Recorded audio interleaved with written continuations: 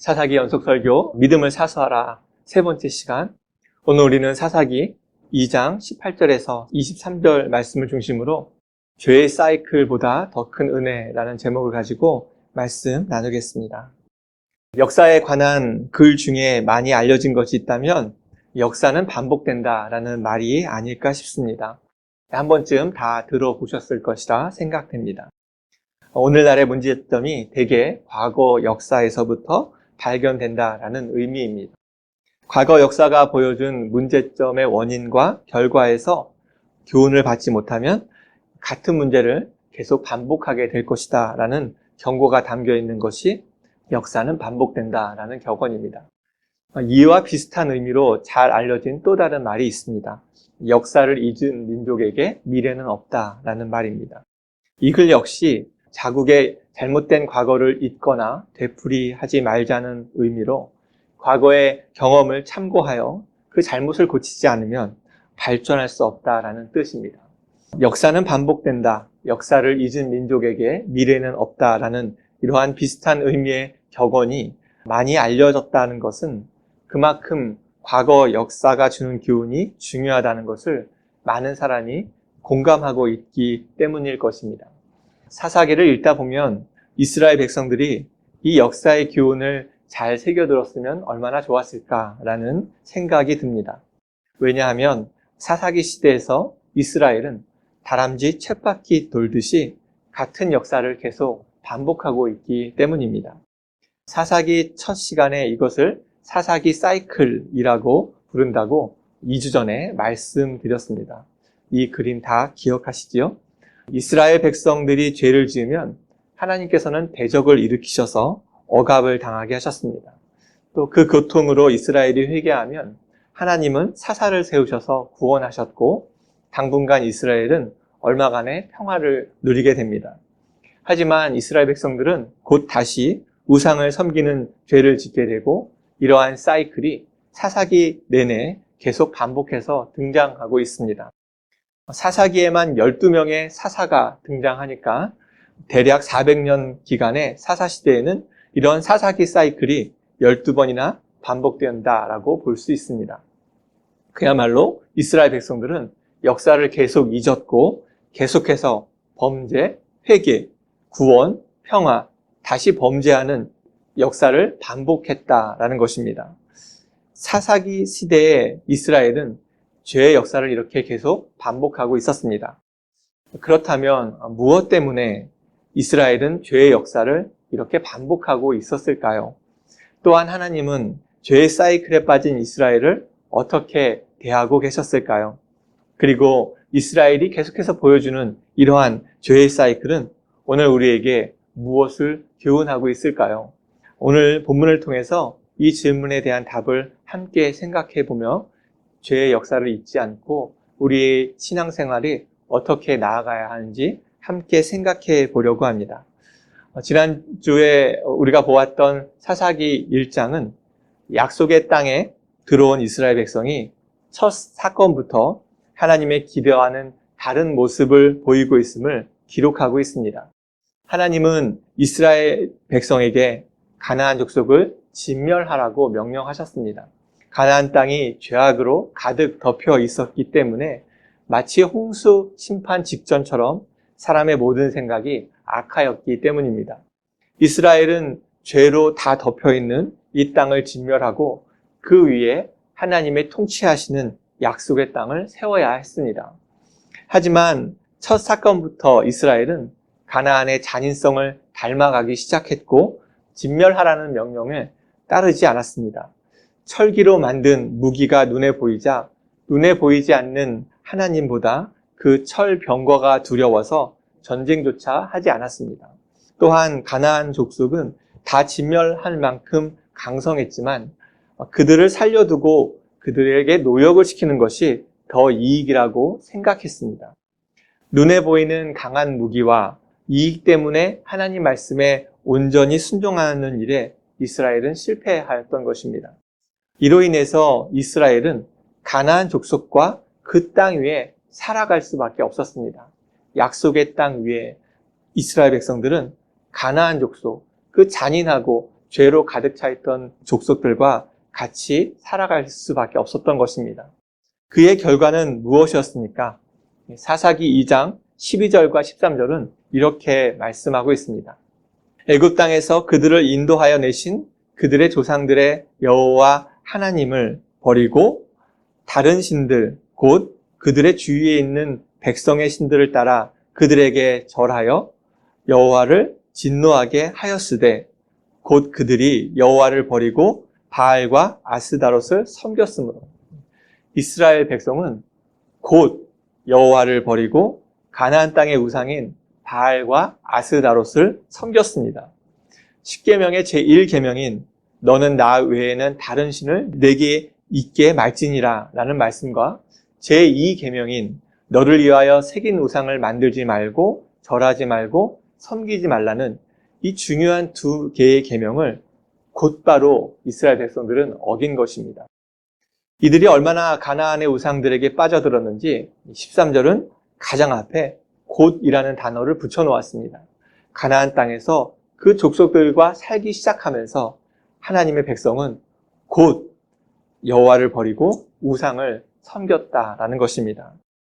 하나님께서 왜 가나안 족속을 진멸하라고 하셨는지, 조금은 잔인한 명령을 이렇게 하셨는지 그 분명한 이유를 이 구절을 통해서 우리는 알 수 있게 됩니다. 이스라엘은 가나안의 우상 숭배를 곧 받아들일 것을 하나님은 너무나 명확하게 알고 계셨던 것입니다.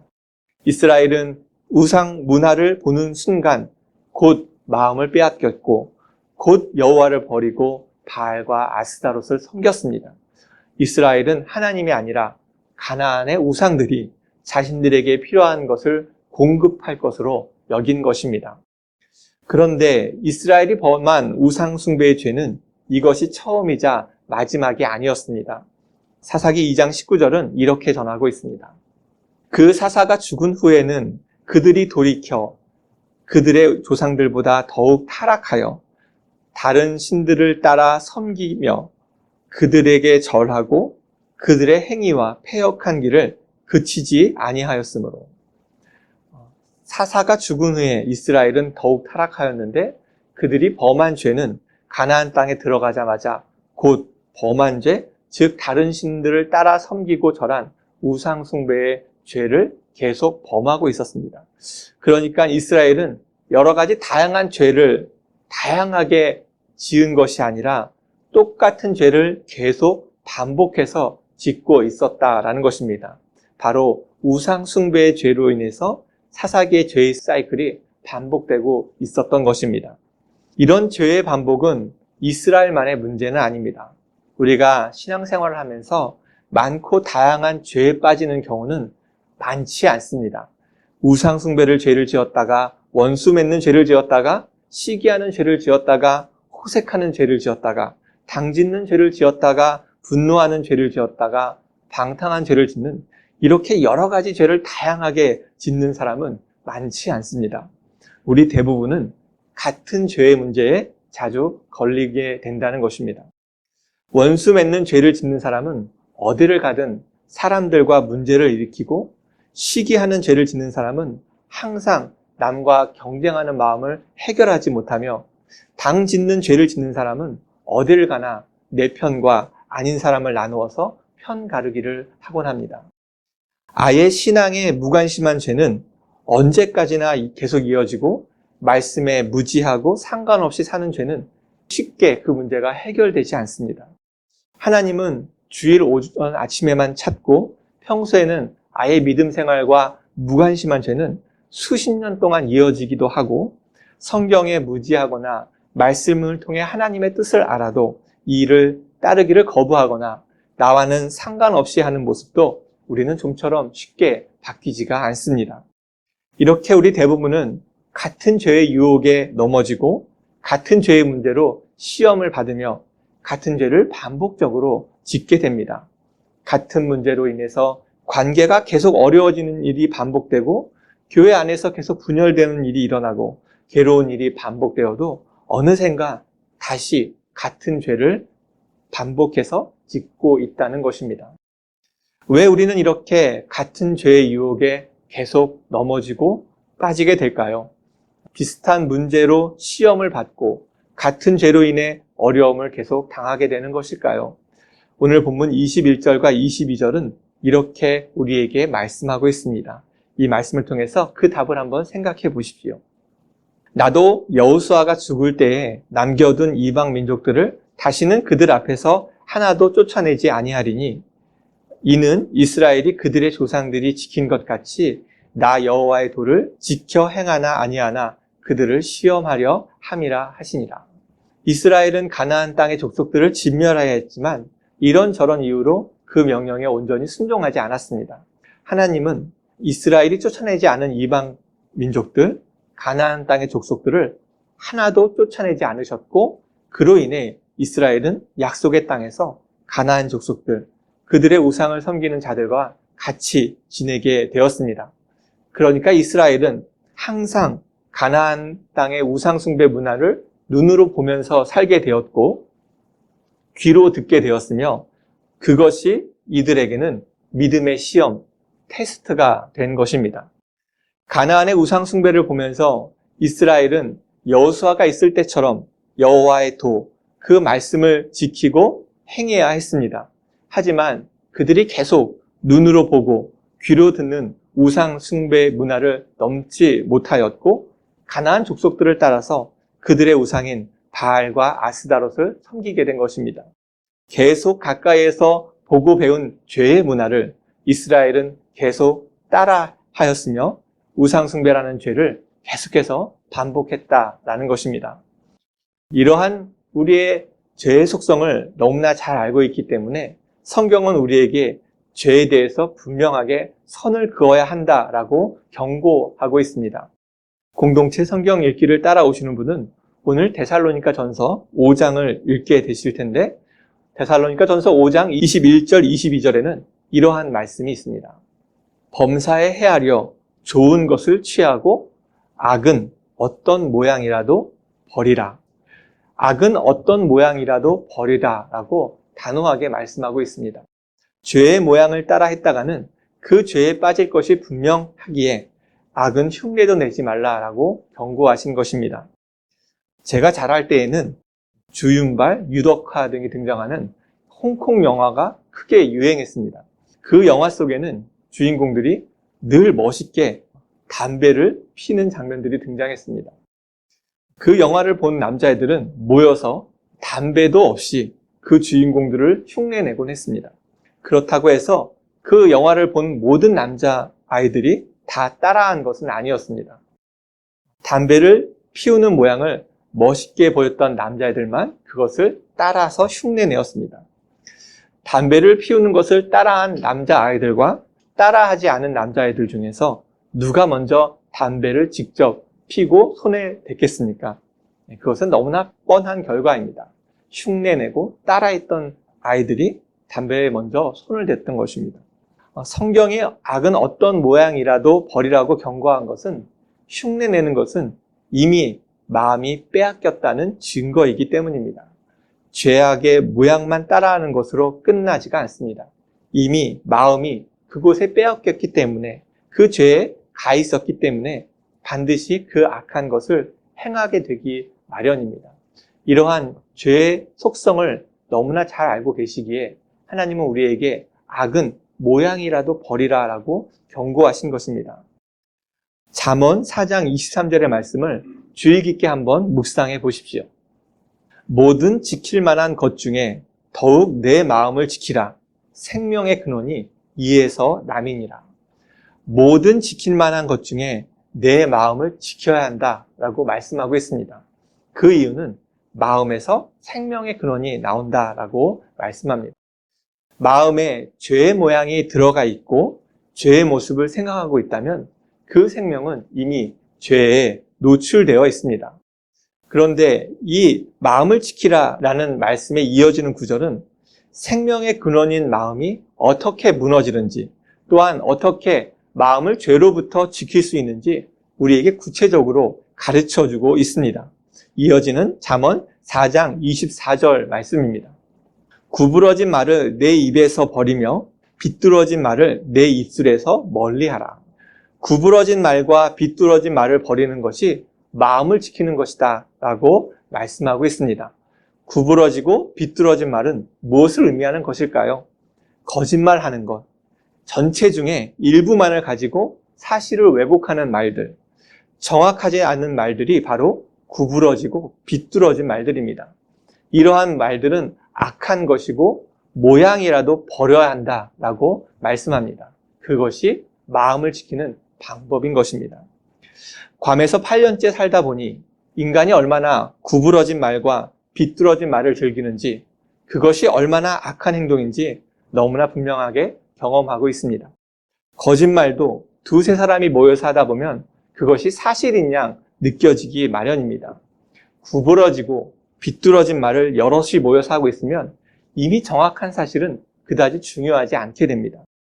교회 안에서조차 사실은, 팩트는 그다지 중요하지 않습니다. 수군거리고 거짓말과 왜곡된 말로 끼리끼리 모여서 즐기다 보면 사실은 중요하지 않고 거짓말이 진실처럼 느껴지기 마련입니다. 구부러지고 비뚤어진 말이 오가는 자리가 이미 버려야 하는 악의 모양인데 우리는 쉽게 그렇게 하지 않습니다. 그러한 자리를 즐기고 거짓말과 모함하는 말, 수군수군거리는 것을, 자리를 찾아갑니다. 우리가 그 자리를 뒷담화하는 것을 좋아하기 때문에 그렇습니다. 그 자리가 죄에게 마음을 뺏기고 있는 것인지도 모른 채 우리는 그 자리를 찾아가서 비뚤어지고 구부러진 말을 즐기면서 같은 죄를 반복한다라는 것입니다. 사실이 아닌 것이 교회 안에서 퍼진다면 이미 그 입은 그리스도인의 입이라고 혀라고 말할 수는 없을 것입니다. 모여서 거짓말을 나누는 그 악은 모양이라도 버려야 하는 이유가 여기 있습니다. 그 마음은 이미 그리스도인으로서 생명이 없기 때문입니다. 또한 계속 이어지는 잠언 4장 25절을 보십시오. 이렇게 말씀하고 있습니다.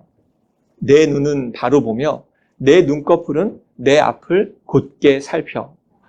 보는 눈을 바로 보고 앞을 곧게 살피라고 말씀하고 있습니다. 보고 싶은 것만 본다는 말이 있듯이 우리는 바로 보는 실력이 그렇게 없습니다. 그 마음에 시기, 질투, 거짓, 음모, 분쟁 같은 악이 차 있으면 사실을 왜곡해서 볼 수밖에 없는 것이 우리의 모습입니다.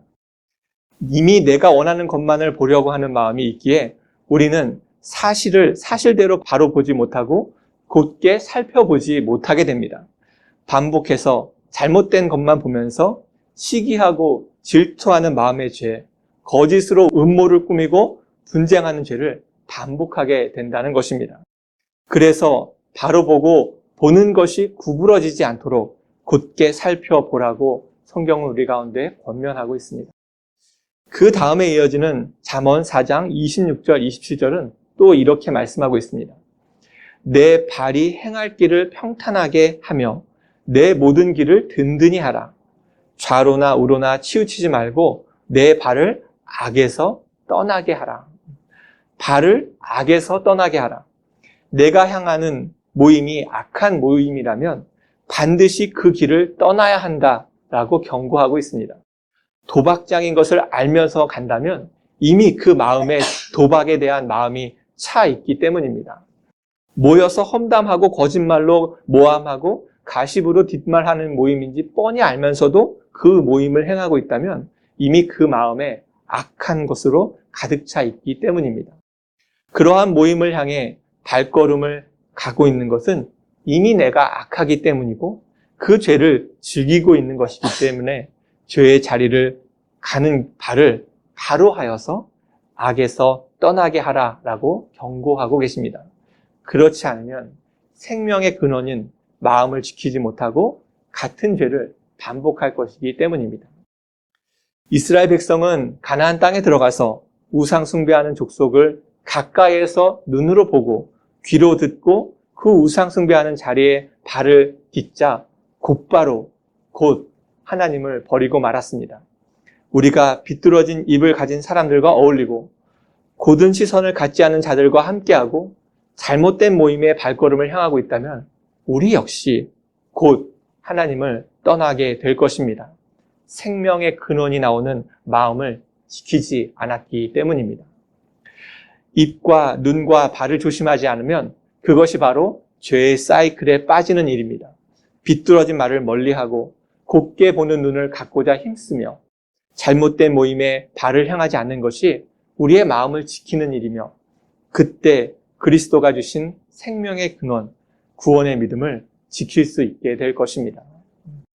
가나안 땅에 들어가서 곧 하나님을 버리고 바알과 아스타롯을 섬겼던 이스라엘을 하나님은 그대로 버려두지 않으셨습니다. 사사기 2장 14절은 이렇게 말씀하고 있습니다. 여호와께서 이스라엘에게 진노하사 노략하는 자의 손에 넘겨주사 그들이 노략을 당하게 하시며 또 주위에 있는 모든 대적의 손에 팔아 넘기심에 그들이 다시는 대적을 당하지 못하였으며, 하나님은 곧 하나님을 떠난 이스라엘 백성들에게 진노하셨습니다. 대적을 일으키셔서 이스라엘을 노략하게 하셨습니다. 이스라엘은 약속의 땅에서 자유롭게 살지 못하고 대적들에게 괴롭힘을 당하고 있었던 것입니다. 이것이 이스라엘 백성들의 죄에 대한 하나님의 징계였습니다. 이스라엘은 진멸해야 했던 족속들을 진멸하지 않게 되자 그들로부터 심판을 받고 그들로부터 괴로움을 당하게 된 것입니다. 그뿐만이 아닙니다. 15절은 이렇게 말씀하고 있습니다. 그들이 어디로 가든지 여호와의 손이 그들에게 재앙을 내리시니 곧 여호와께서 말씀하신 것과 같고 여호와께서 그들에게 맹세하신 것과 같아서 그들의 괴로움이 심하였더라. 대적들의 노략질로 인해 이스라엘은 도망 다녀야 했습니다. 하지만 이들은 지금 해야 할 것은 도망가는 일이 아니었습니다. 자신들의 잘못을 깨닫고 깨어진 하나님과의 관계를 빨리 회복해야 했습니다. 그런데도 이들은 어디로든 도망만 다니고 있었습니다. 하나님을 생각하지도 않았던 것입니다. 이들이 얼마나 하나님과 멀어져 있었는지 15절을 다시 보시면 그들의 상태를 이렇게 묘사하고 있습니다. 하나님께서 말씀하신 것과 같고 여호와께서 맹세하신 것과 같아서 그들의 괴로움이 심하였더라. 이스라엘은 노략당함과 재앙으로 인해서 고통스러웠습니다. 하지만 이들을 더욱 괴롭게 하는 것은 여호와께서 말씀하신 것과 같았기 때문이고 여호와께서 맹세하신 것과 같았기 때문이었다라고 말하고 있습니다. 이것이 무슨 상황입니까? 이스라엘은 하나님의 말씀을 정확하게 알지 못하고 있었다라는 것입니다. 하나님은 모세를 통해서 이스라엘이 순종하였을 때 받을 복과 불순종하였을 때 받을 책망과 징계를 분명히 가르쳐 주셨습니다. 하지만 그 말씀을 정확하게 알지 못했고 그로 인해서 괴로움이 더욱 심해졌습니다. 그러면 빨리 말씀을 보면 되지 않는가? 이렇게 생각할 수 있겠지만 나도 모르고 너도 모르고 아는 사람도 없었을 뿐더러 그 말씀이 어디에 있는지도 관심도 없었습니다. 하나님의 백성으로 어떻게 살아야 하는지 가르쳐 주신 그 매뉴얼이 없으니 이스라엘은 괴로움이 심했습니다. 그저 하나님의 말씀이 맞는가 아닌가 그 궁금함 때문에 마음이 어려워진 것입니다. 그만큼 사사기 시대의 이스라엘 백성들은 말씀과 완전히 동떨어진 삶을 살고 있었습니다. 이렇게 말씀과 동떨어진 삶으로 괴로워하는 이스라엘을 위해서 하나님께서 사용하신 지도자들이 바로 사사들입니다. 사사기 2장 18절과 19절은 이렇게 말씀하고 있습니다. 여호와께서 그들을 위하여 사사들을 세우실 때에는 그 사사와 함께 하셨고 그 사사가 사는 날 동안에는 여호와께서 그들을 대적의 손에서 구원하셨으니 이는 그들이 대적에게 압박과 괴롭게 함을 받아 슬피 부르짖었으므로 여호와께서 뜻을 돌이키셨음이거늘 그 사사가 죽은 후에는 그들이 돌이켜 그들의 조상들보다 더욱 타락하여 다른 신들을 따라 섬기며 그들에게 절하고 그들의 행위와 패역한 길을 그치지 아니하였으므로 하나님께서 이스라엘 백성들의 괴로움이 커져서 그나마 하나님을 생각하고 부르짖을 때 그때 사사들을 보내셨습니다. 그리고 그 사사들이 있는 동안에는 하나님께서 대적들로부터 이스라엘 백성들을 구원하셨습니다. 사사기 3장부터 본격적으로 이러한 사사들이 등장하고 있습니다. 사사기 3장에는 온니엘이 등장하여서 8년 동안 이스라엘을 괴롭힌 메소보다미아 왕을 죽이고 40년 동안 이스라엘 백성들은 평온하였다라고 전하고 있습니다. 하지만 이스라엘은 40년이 지나자 또 여호와의 목전에서 악을 행하였고 하나님은 모압 왕을 강성하게 하셔서 18년 동안 이스라엘이 모압을 섬기게 하셨습니다. 이스라엘이 그 괴로움에 의해서 여호와께 부르짖자 하나님은 왼손잡이 에웃을 사사로 세우셔서 모압을 물리치고 이번에는 80년 동안 평온하게 하셨습니다. 에웃 후에는 삼갈이라는 사사가 소 못는 막대기로 블레셋 사람들로부터 이스라엘을 구원하게 하셨습니다.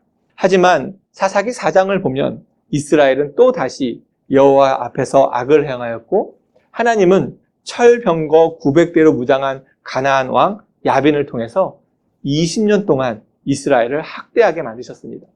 그 괴로움에 이스라엘이 여호와께 부르짖자 하나님은 여선지자 드보라를 사사로 세우셔서 그 야빈을 진멸하게 하셨습니다. 이스라엘이 범죄에 대해서 하나님은 가만히 두시지 않으시고 심판하셨고 그 고통에 의해서 여호와께 백성들이 부르짖자 사사를 통해 구원하셔서 평안을 누리게 하시는 이 사사기의 사이클이 계속 3장과 4장에는 반복되고 있습니다. 놀랍게도 하나님은 이스라엘이 그 고통에 의해서 부르짖을 때마다 그때 사사를 꼬박꼬박 보내고 계셨습니다. 다르게 보면 하나님께서 이스라엘에게 징계를 허용하신 것은 그 고통이 아니면 이스라엘이 하나님을 부르짖지 않았기 때문일 것입니다. 그 징계가 아니면 전혀 하나님을 생각하지도 않았기에 고통을 통해 하나님을 바라보게 하셨다라는 것입니다. 이러한 의미에서 보면 징계와 고통은 또 다른 사랑의 표현입니다. 어렸을 때 부모님들은 자녀들에게 회초리를 들곤 합니다. 그 회초리가 미움이 아니라 사랑의 표현이듯 지금 여기 이스라엘 백성들에게 주어진 반복된 고통과 재앙은 하나님께서 다시 그들을 하나님의 백성의 자리로 돌아오라는 부르심이었다라는 것입니다. 이스라엘은 반복적으로 하나님을 떠났지만 하나님은 계속해서 이스라엘을 붙들고 계셨고 그들이 계속 하나님의 백성의 자리로 돌아오기를 기다리고 계셨습니다. 우리가 정말 두려워해야 하는 것이 있다면 하나님의 이러한 징계를 느끼지 못할 때입니다. 로마서 1장을 보면 하나님께서는 마음의 정욕대로 행하는 자들을 그대로 내버려 두신다라고 말씀하고 있고 부끄러운 욕심에 따라 사는 자들을 그냥 내버려 두신다라고 말씀하고 있으며 마음에 하나님 두기를 싫어하는 그 상실한 마음을 그대로 내버려 두신다라고 말씀하고 있습니다. 말씀을 통해서 우리의 잘못된 모습을 가르쳐 주셔도 이것을 깨닫지 못하고 알아도 외면하여서 죄에 대해서 무덤덤해 하고 있다면 이미 하나님의 징계를 느끼지 못하는 심각한 상태이고 하나님은 이런 자들이 그냥 죄 짓고 살도록 내버려 두신다라는 것입니다. 죄를 짓는 것을 알면서도 아무런 죄책감을 느끼지 못하고 있다면 하나님은 그런 자들을 그냥 죄 짓게 살도록 내버려 두셔서 이미 내버려 두셨고 이미 그 상태는 심판을 받고 있는 것입니다. 하지만 동시에 하나님은 우리의 부르짖음을 기다리고 계십니다. 죄로 인해서 아픔을 느낄 때 하나님 앞에 나아가서 그 죄를 회개하고 용서하기를 하나님은 지금도 기다리고 계십니다. 그때 이스라엘 백성들이 죄로 인해서 부르짖을 때 그때마다 사사를 보내셔서 구원하셨듯이 겸손하게 주님 앞에 엎드리는 자에게 하나님 앞에 자신의 죄를 통회하는 마음으로 부르짖는 자들에게 은혜를 베풀어 주실 것입니다. 오늘 우리는 내 안에 있는 반복되는 죄의 모습, 하나님께서 싫어하시는 죄의 태도에 대해서 슬퍼할 수 있기를 축원합니다. 내 안에 하나님이 원하시지 않는 모습이 있음을 알고 이것을 아파하고 있다면 아직 우리는 하나님의 은혜의 사이클 안에 머물러 있는 것입니다. 하지만 우리가 죄를 알고도 이것을 아파하지 않거나 무덤덤하거나 악의 모양을 따라하고 있다면 이미 그 삶은 하나님께서 내버려 두시는 심판을 받은 삶입니다. 이것을 깨닫는다면 우리는 그 자리에서 바로 하나님께 부르짖어야 하는 것입니다. 하나님은 우리가 마음을 돌이키시기를 기다리고 계시며 하나님께 부르짖기를 원하고 계십니다. 오늘 우리가 이 자리에서 일어나기 전에 이러한 내 안에 있는 죄의 사이클을 아파하고 내 안에 반복된 죄의 사슬 하나를 끊어내겠다고 부르짖을 수 있기를 축원합니다.